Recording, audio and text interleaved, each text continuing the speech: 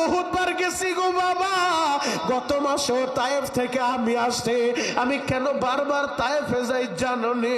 ওই তায়েফের ময়দানে গেলে আর সহ্য করা যায় না। ওই তায়েফের ময়দানে তায়েফের যুবকগুলা আমার নবীরে মারতে মারতে একই দিনের ভিতরে তিনবার বেহুশ করছে গো বাবা। ওই সফরের নবীর সাথে যায়েদ ইবনে হারেসা ছিল, নবীর পালক পুত্র। যায়েদ ইবনে হারেসা বলে, দুনিয়ার মানুষ রে, তায়েফের যুবকগুলা আমার বাংলাদেশের ছেলেরা দেখবেন গুলাইন দিয়া পাখি শিকার করে। তায়েফের যুবকগুলা ওই রকম গুলাইনের ভিতরে আহারে পাথরের টুকরা নিয়া নিয়া আমার নবীরে পাগল বইলা বইলা পাথরগুলা মারে। যায়েদ ইবনে হারেসা বলে, ও দুনিয়ার মানুষ রে, আমি যায়েদ দেখতেছিলাম এক একটা পাথরের টুকরা আইসা নবীর জামাটা ছিদ্র কইরা গোশতের ভিতরে ঢুকিয়া যায়। আমি যখন পাথরগুলা আঙ্গুলি দিয়া উঠাইতেছিলাম, প্রতিটা পাথরের গোড়া থেকে রক্তের ফিনকি বের হইতে শুরু করলো। আমার নবী বেলা 10টা থেকে 5টা পর্যন্ত তিনবার নবীরে বেহুশ করছে। নবী বেহুশ হয়ে পইরা গেছে। যায়েদ ইবনে হারেসা একটা দৌড় মাইরা তায়েফের বাড়ি বাড়ি যাইয়া তায়েফের মহিলাদেরকে বলে, ও তায়েফের মহিলারা, তোমরা একটু পানি দাও গো। আমার বাবা মুহাম্মদ 3 দিন যাবত কিছুই খায় না। আমার বাবারে মারতে মারতে বেহুশ করে ফেলছে গো। তোমরা একটু পানি দিবানি, আমার বাবার একটু পানি খাওয়াইতাম। তায়েফের নিষ্ঠুর মহিলারা আমার নবীর এক গ্লাস পানিও দেয় নাই গো বাবা। ও আশিকে রাসূল বাবাজিরা, কেন ওই নবীরে ভালোবাসবা না? ওই নবী বলে, আয়েশা রে, আমি যে আজকে কাঁদি, এই কান্নাটা কষ্টের কান্না না, এটা আনন্দের কান্না। এই নামাজের জন্যই মায়ের খাইছিলাম। আজকে আমার সাহাবীরা আমার আবু বকরের ইমামতিতে সবাই নামাজ আদায় করে। আল্লাহু আকবার। এই দৃশ্য দেখে নবী কাঁদলেন। যুবক, তুমিও বাঁচবে না, আমিও বাঁচবো না। নবীও থাকতে পারে না রে ভাই, নবীও দুনিয়া থেকে ইন্তেকাল করছে। যদিও আমাদের নবী হায়াতুন নবী, জিন্দা নবী, এখনো রওজা মুবারকে আমাদের নবী জিন্দা। আল্লাহু আকবার। আমরা মানিকগঞ্জ বৈশা নবীরে সালাম দিব, নবীর উপরে দুরূদ পড়ব। সারা পৃথিবীতে ফেরেশতা আল্লাহ নিযুক্ত কইরা রাখছে। ফেরেশতারা প্রতি সোমবার বৃহস্পতিবার মদিনায় যায় রিপোর্ট দিব। আব্দুর রহিমের ছেলে আব্দুল করিম কাফাটিয়া হিলফুল ফুজুলের মাহফিলে বৈশা নবী আপনারে সালাম দিছে, নবী আপনার উপরে দুরূদ পড়ছে, এই সংবাদটা পৌঁছায় দিব। আর যে নবীর রওজার পাশে যায় বলে, আসসালাতু ওয়াসসালামু আলাইকা ইয়া রাসূলুল্লাহ, আসসালাতু ওয়াসসালামু আলাইকা ইয়া হাবিবাল্লাহ, রওজার পাশে দাঁড়ায় যে নবীরে সালাম দেয়, কোনো ফেরেশতা লাগে না, সরাসরি নবী তার সালামের জবাব দেয়। আরো জোরে বলেন। আল্লাহ ময়দানে যারা আসছে সবাই একবার হইল মদিনা দেখা উচিত। কার বেরে বলেন আমিন। আরো জোরে বলেন আমিন। মদিনায় যাইতে মন চায়, যাইতে মন চায়। আল্লাহ এদেরকে কবুল করো, সবাই বলেন আমিন। যুবক ভাইরা, আমার নবী বিছানায় পড়ে গেছে। মালাকুল মউত আজরাইল নবীর ঘরের দরজার সামনে দাঁড়ায় গেছে। ফাতেমা নবীর মাথার কাছে বসা। আমার নবী দরজার ভিতরে নক করতেছে। নবী আমার বলে, ফাতেমারে ঘরের দরজাটা খুইলা দেখো কে আসছে। ফাতেমা ঘরের দরজা খুইলা দেখে, আহারে যারে দেখছে তারে তো চিনা যায় না। আমার নবী বলছে, ঘরের দরজার সামনে কে দাঁড়াইছে?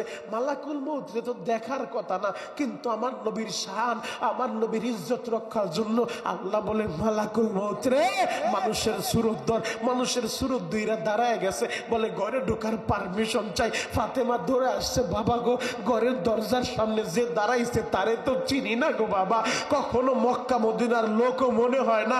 বাবা কে সে তো ঢোকার পারমিশন চায়। আমার নবী বলে, ফাতেমা রে, তারে পারমিশন দিয়া দে রে মা। দুনিয়ার সাধারণ কোনো মানুষ না, মালাকুল মউত আজরাইল আমার ঘরের দরজার সামনে দাঁড়ায় গেছে রে মা। এই মালাকুল মউত যার সামনে দাঁড়ায় যায় তার দুনিয়ার সব স্বাদ শেষ হয়ে যায় রে মা। তারে ঘরে ঢুকার পারমিশন দে। ফাতেমা মেয়ে মানুষ, মেয়েরা বাবার জন্য বেশি পাগল। ফাতেমা কান্দে আর বলে না গো বাবা না, আমি তারে অনুমতি দিতে পারবো না। এক সপ্তাহ তুমি বিছানায় পড়া, একটা সপ্তাহ যাবত তুমি অসুস্থ, মসজিদেও যাইতে পারো না, আর ঘরের দরজায় মালাকুল মউত। আমার বুঝতে আর বাকি নাই গো বাবা, তোমারে মনে হয় নিয়ে যাইব গো বাবা, তোমারে নিয়ে যাইব বাবা গো।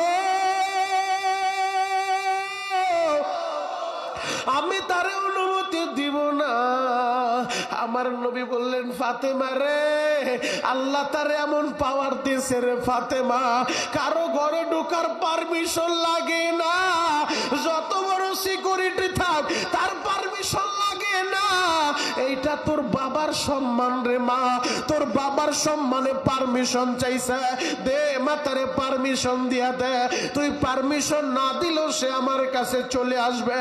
এবার মালাকুল মউত নবীর সামনে আইসা নবীরে সালাম দিছেন, নবী গো আপনার সময় শেষ, আল্লাহ তো আমারে পাঠায়া দিছে। আমার নবী বললেন মালাকুল মউত একটু অপেক্ষা করো, আমি জিবরাইলের সাথে পরামর্শ করি। এবার জিবরাইল নবীর কাছে আসে, সালাম দিয়া বলে নবীজি আল্লাহ বলছে আপনি থাকতে চাইলে আরো সুযোগ দিবে, আর যদি অনুমতি দেন জান কবজের কাজ শুরু করবে। নবীজি আপনার এখতিয়ার, আপনি কি বলেন? আপনি চাইলে আল্লাহ হায়াত বাড়ায়া দিব, অনুমতি দিলে জান কবজের কাজ করব। আমার নবী বললেন জিবরাইল রে, আল্লাহ যে হায়াত বাড়ায় দিব তারপরে কি হইব? বলে তারপরেও মরতে হইব। কুল্লু নাফসিন যায়িকাতুল মাউত, প্রত্যেক প্রাণীর মৃত্যুর স্বাদ গ্রহণ করতে হবে। মাউতু কাসিন কুল্লু নাসিন শারিবু, কবরু বাইতিন কুল্লু নাসিন দাখিলু, আইনামা তাকুনু ইউদরিকুমুল মাউতু ওয়ালাউ কুনতুম ফি বুরুজিম মুশাইয়্যিদা ইন্নাকা মাইয়িতু ওয়া ইন্নাহুম মাইয়িতুন। নবী আপনিও মরবেন, তারাও মরবে। ও যুবক, 10 তলায় থাকলেও মরবা, গাছতলায় থাকলেও মরবা। আরে মৃত্যু তো এমন এক শরবত, যেই শরবত সবাইরই পান করতে হবে।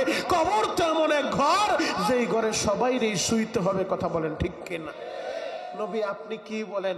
আমার নবী বলে যদি মরতেই হয় হায়াত বাড়ায় দিবে, এরপরে মরতে হইব, তাহলে আর হায়াত বাড়ানোর দরকার নাই। ও জিব্রাইল আমার কাজ শুরু করতে বলো। জিব্রাইল আমিন যখন অনুমতি দিচ্ছে গো বাবা, নবী আমার আয়েশারে বলে আয়েশা রে একটা পাত্রের ভিতরে পানি দাও। নবী হাত দুইটা পানির ভিতরে চুবায় রাখে, আবার ওই ভিজা হাত উঠায় চেহারার ভিতরে মুছে, আবার হাত দুইটা পাত্রের ভিতরে ভিজায় রাখে।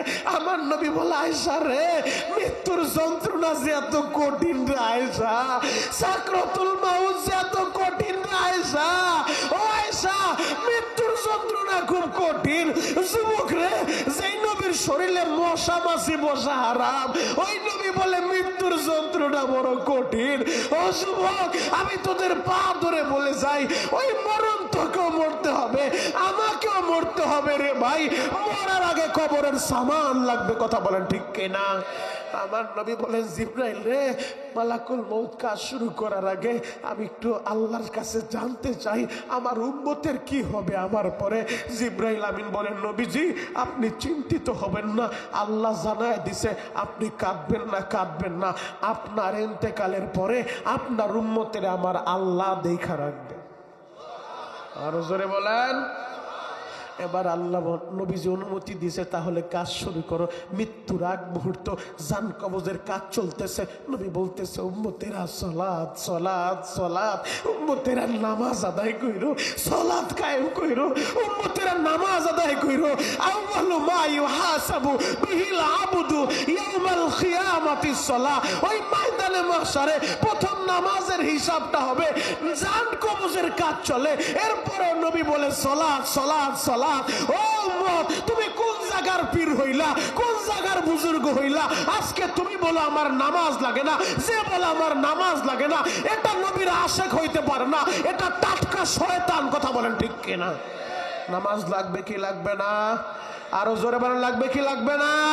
আল্লাহু আকবার বলেন তো। যুবক, কেন এই নবীরে ভালোবাসবা না? নবী এই উম্মতের জন্য পাগল ছিল, নবীর সাহাবীরা এই উম্মতের জন্য পাগল। আমার নবী তার উম্মতের কত ভালোবাসে জানো? আমার নবী তার সাহাবীদেরকে কত ভালোবাসে জানো? নবীর আদরের একজন সাহাবী মুআজ ইবনে জাবাল, আমার নবী তার দরদটা কত উম্মতের জন্য, দরদটা কত সাহাবীদের জন্য। নবীর আদরের সাহাবী মুআজ ইবনে জাবাল তারে ইয়ামানের গভর্নর বানায় দিছে। নবী মুআজ ইবনে জাবালরে বিদায় দিতেছে গো বাবা। মুআজ ইবনে জাবাল রে উটের উপরে উঠাইছে, আমার নবী হাঁটতেছে আর মুআজের দিকে তাকায় তাকায় কথা বলতেছে। মুআজ, কিভাবে সমাজ পরিচালনা করবা, কিভাবে রাষ্ট্র পরিচালনা করবা উপদেশ দিতেছে। নবীজি বলতেছে, মুআজ রে কখনো শিরিক কইরো না, ও মুআজ শিরিক কইরো না, ইন্না শিরকা লাযুলমুন আযীম, শিরিক সবচেয়ে জঘন্যতম গুনাহ, শিরিক সবচাইতে মারাত্মকতম গুনাহ। আজকে আমরা অনেকে শিরিক করে ফেলি, আমরা জানিও না, বুঝিও না, অথচ দোয়া করা দরকার, আল্লাহ সমস্ত রকম শিরিক থেকে আমাদেরকে মুক্ত করেন। ইন্নাল্লাহ লা ইয়াগফিরু আইয়ুশরাকা বিহি ওয়া ইয়াগফিরু মা দুনা যালিকা লিমান ইয়াশা। শিরিকের গুনাহ আল্লাহ মাফ করে না, শিরিক ছাড়া যত গুনাহ উম্মত করে আল্লাহ যাকে চায় তাকে ক্ষমা করে দেয়। সুবহানাল্লাহ।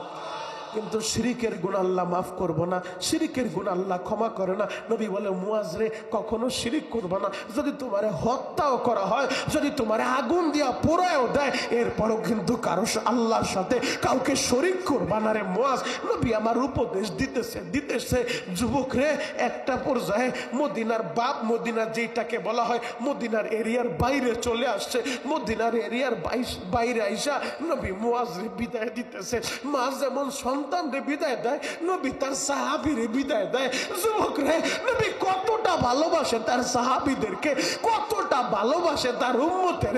নবী নিজে হাইটা হাইটা মুআজের উটের উপরে উঠাইছে, নবী হাঁটতেছে, বিদায় দিতেছে, কথা বলতেছে। মদিনার বাইরে এসা নবী যখন, মুআজ রে যাও ভালোভাবে তাইকো, হঠাৎ করে নবী আমার ডাক দিয়া বলে, মুআজ রে আমার একটু ভালোভাবে দেখা যা, মনে হয় এর পরে মদিনায় আসলে আমি নবীর আর পাইবি না, আমি নবীর আর পাইবি না। মুআজ রে